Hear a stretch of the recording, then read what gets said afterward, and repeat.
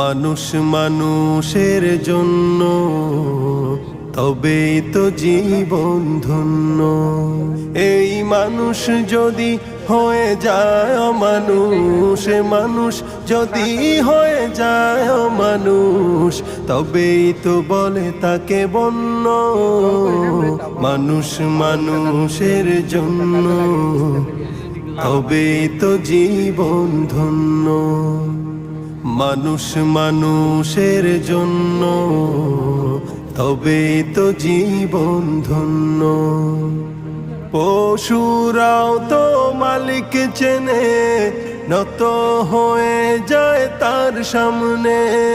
পশুরাও তো মালিক চেনে, নত হয়ে যায় তার সামনে। তবে মানুষ হয়েও যদি না চেনো মালিক, মানুষ হয়েও